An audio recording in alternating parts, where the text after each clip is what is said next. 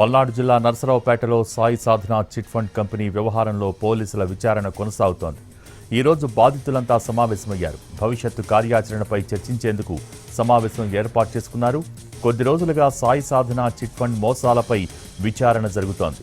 ఇప్పటికే గుంటూరు కోర్టులో లొంగిపోయాడు chit fund company అధినేత పాలడుగు పుల్లారావు. ప్రస్తుతం జిల్లా జైల్లో రిమాండ్ ఖైదీగా ఉన్నాడు. అయితే వందలాది కుటుంబాలను చిట్ ఫండ్, రియల్ ఎస్టేట్ పేరుతో మోసం చేశాడు. దీంతో తమకు న్యాయం చేయాలంటూ బాధితులు రోడ్డెక్కుతున్నారు.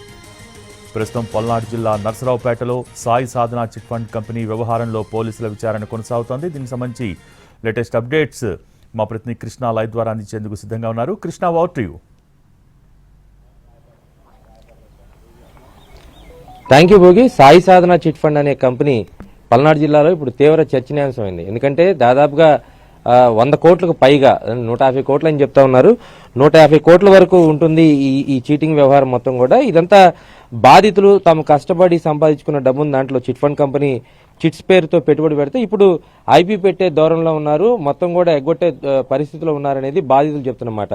దీని మీద గత కొంతకాలంగా విచారణ కొనసాగుతుంది. పోలీసులు కూడా సాయి సాధన చిట్ ఫండ్ కంపెనీకి సంబంధించినటువంటి రికార్డులు కూడా సోదాలు చేశారు. ప్రస్తుతం భవిష్యత్తు కార్యాచరణ మీద ఇక్కడ బాధితులు సమావేశం అయ్యారు. ఏం జరిగింది అని తెలుసుకునే ప్రయత్నం చేద్దాం. మరి చెప్పండి, మీరు చిట్ ఫండ్ కంపెనీలో ఎప్పటి నుంచి చిట్స్ చేస్తున్నారు, అసలు ఏం జరిగింది? 4 ఇయర్స్ నుంచి చేస్తున్నామండి.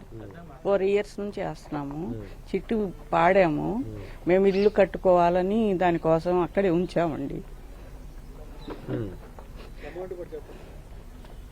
11 లక్షలండి. ఇల్లు కట్టుకోవాలని ఉంచాము.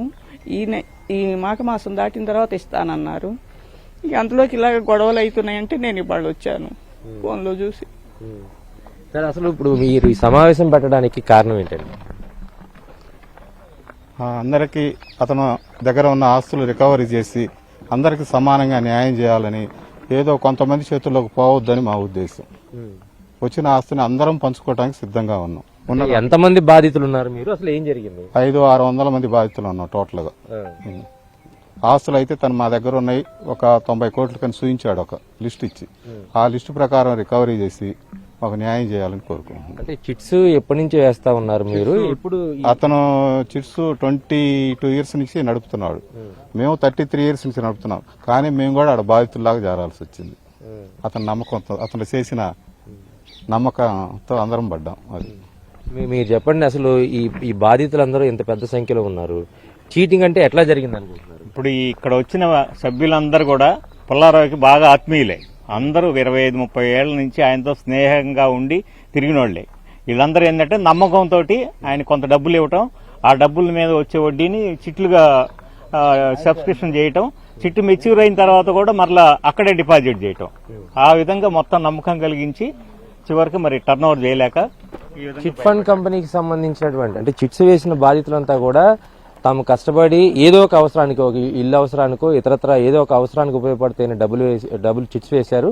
ఆ డబ్బునే మళ్ళీ తిరిగి అదే పుల్లారావుకి తక్కువ వడ్డీకి ఇవ్వటం కూడా జరిగిందని చెప్తా ఉన్నారు. ప్రస్తుతం పుల్లారావు అయితే జిల్లా జైల్లో రిమాండ్ ఖైదీగా ఉన్నారు. అయితే బాధితులు మరి కొద్దిసేపట్లో సమావేశం అవుతారు. పెద్ద సంఖ్యలో బాధితులు రాబోతా ఉన్నారు. వచ్చిన తర్వాత ఏం జరగబోతుంది అనేది కూడా తెలుసుకునే ప్రయత్నం చేద్దాం. Over to Hyderabad. Thank you Krishna.